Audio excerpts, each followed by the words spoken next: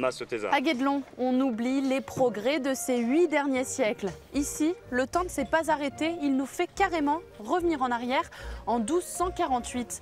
On est à l'époque du Moyen-Âge où les châteaux forts étaient construits par les hommes, sans grue, mais avec ces cages à écureuils qui fonctionnent avec la force des jambes et des bras. Et cela fait 20 ans que ça dure. Pierre et enduit hissés le long des remparts. Ici, on prend son temps pour faire avancer le chantier, pourvu que l'on respecte les méthodes ancestrales. Forcément, on fait des trucs un peu incroyables ici. On va faire des voûtes, des fenêtres, des choses qu'on ne ferait pas ailleurs ou très rarement, quoi. Donc c'est intéressant d'apprendre ces choses-là ici.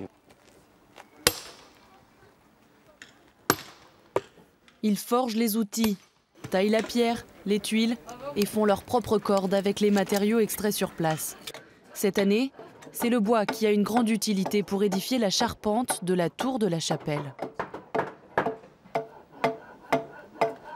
C'est ma première grosse expérience en charpente et ici c'est vraiment pour apprendre des techniques traditionnelles. On travaille bien et d'une façon...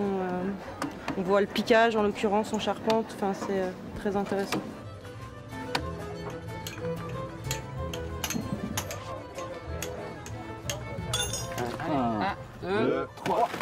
En 20 ans, bien sûr, il y a eu du sang neuf dans l'équipe. Mais certains ouvriers de la première heure sont les témoins des plus belles avancées du chantier. C'est toujours sympa de venir dans la chapelle, gros moment de travail. Pendant des années et des années, on a empilé des cubes simples, des pierres simples pour arriver à monter, à sortir le château de terre. Donc là, c'est le bon exemple en fait de la réunion de tous les corps de métier du chantier. On va voir donc les maçons, les tailleurs, les carriers et autres collègues qui se sont rassemblés ici. 2 saisons pour monter la chapelle, ça a été long. Long et colossal, mais ce pari va fonctionner. 20 juin 97, pose de la première pierre. Au fil des années, le cœur de la Puisée découvre son nouveau château fort. Les tours prennent de la hauteur, le domaine seigneurial est terminé et chaque été, le chantier fait venir de plus en plus de visiteurs. On voit exactement comment les gens pouvaient vivre, je pense, à cette époque-là. Et ça, c'est quelque chose qui est assez inestimable, quoi. C'est une expérience unique. Ça doit vraiment être quelque chose, une aventure formidable. Je pense une aventure à la fois humaine, technique, et voilà, je pense que c'est admirable.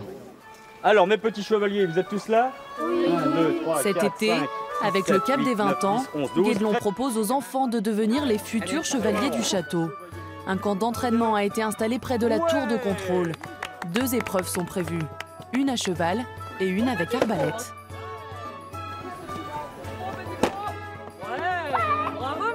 Au nom du roi et du seigneur de Guédelon, je te fais chevalier bâtisseur. Tu vas devoir combattre en cas d'alerte.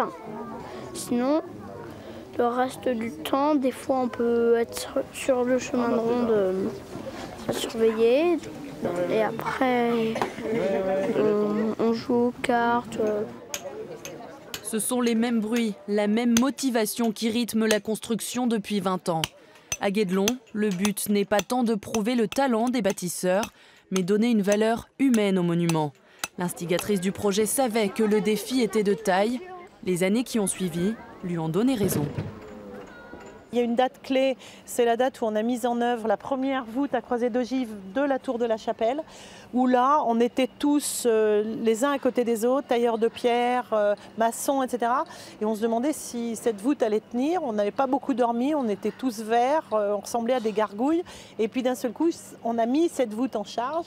Et là, je me souviendrai toute ma vie du cri de bonheur collectif qui est sorti de cette forêt de Guédelon, où ça y est, c'était bon, ça allait tenir. Plus le chantier avance, plus la directrice a des idées.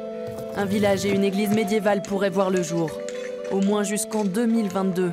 Les bâtisseurs vont continuer de mettre des pierres à l'édifice. Maintenant, on n'est plus très loin de la fin, ouais, donc je pense que j'irai au bout. Ouais. Je pense que je me suis construit en même temps que le château. Hein. On construit un château, mais on a construit des hommes aussi. Et puis c'est le seul travail que j'ai trouvé moi personnellement, où les gens toute la journée viennent vous voir et vous prennent en photo, c'est super ce que vous faites. Et les rencontres et les matériaux font que l'histoire de Guédelon est véritablement une histoire sans fin.